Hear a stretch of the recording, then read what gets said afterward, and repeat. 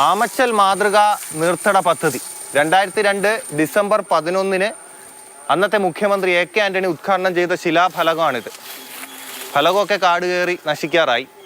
ഈ പായിത്തല കുളത്തിൽ എല്ലായ്പ്പോഴും കർഷകർക്ക് വേണ്ടി വെള്ളം ഉണ്ടാവുക, അതാണ് ഈ പദ്ധതി കൊണ്ട് ലക്ഷ്യമിട്ടിരുന്നത്. പക്ഷേ ഇതിപ്പോൾ മഴക്കാലം ആയതുകൊണ്ട് വെള്ളമുണ്ട്, വേനലായാൽ വെള്ളം പറ്റും. കാട്ടാക്കട പഞ്ചായത്തിൽ നെൽകൃഷിക്ക് പേരുകേട്ട 2 ഗ്രാമങ്ങളുണ്ടായിരുന്നു, ആമച്ചലും നാഞ്ചല്ലൂരും. എന്നാൽ കൃഷിക്കാവശ്യമായ വെള്ളം കിട്ടാക്കനിയായി.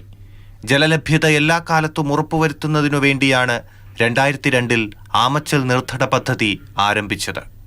ഒരു നാടാകെ പ്രതീക്ഷിച്ച പദ്ധതിക്ക് തുടക്കത്തിൽ തന്നെ തിരശ്ശീല വീണു. അതൊരു നല്ല പ്രോജക്റ്റ് ആയിരുന്നു, ഫലപ്രാപ്തിയിൽ എത്തിയിരുന്നെങ്കിൽ.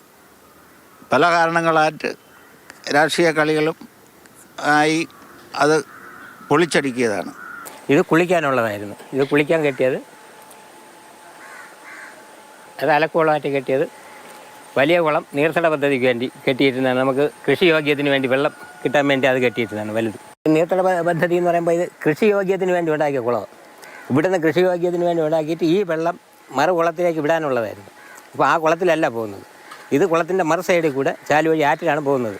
അപ്പോൾ ഇതിപ്പോൾ ഒരു ഉപയോഗശൂന്യമായിട്ട് കിടക്കണം, ഒരു ഉപയോഗമില്ല. നേരത്തെ ഉപയോഗിച്ചുകൊണ്ടിരുന്നത് തന്നെയാണ്. നമ്മളിപ്പോൾ കണ്ട മേലേച്ചിറ കുളത്തിൽ ശേഖരിക്കുന്ന വെള്ളം ഇതുപോലുള്ള നീർച്ചാലുകൾ വഴി പായിത്തല കുളത്തിലേക്ക് എത്തിക്കുകയായിരുന്നു പദ്ധതിയുടെ ലക്ഷ്യം. പക്ഷേ അത് ഫലം കണ്ടില്ല. ചരിഞ്ഞ ഭൂമി ഏതാണ്ട് മുകളിലുള്ള കെട്ടെല്ലാം ഇതുമായി ബന്ധപ്പെട്ടതാണ്. ഈ കെട്ട് വന്നതിന് ശേഷമാണ് ഒലിപ്പ് വന്നതിന് കുറേയൊക്കെ നിരപ്പായി. ഈ കാണുന്ന കെട്ടെല്ലാം അന്നത്തതാണ്. അത് പോയിട്ട് അപ്പുറത്ത് ഇനി അങ്ങോട്ടും ഇതുപോലെ ഒരുപാട് പ്രദേശമുണ്ട്. ഇപ്പോൾ ഞാൻ ഈ കുറച്ച് സ്ഥലം കാണിക്കണുള്ളൂ. എൻ്റെ ഓർമ്മയിൽ ഇപ്പോൾ ഒരു 50 ലക്ഷം രൂപയുടെ ചിലവാണ് അവിടെ വഹിച്ചിട്ടുള്ളത്.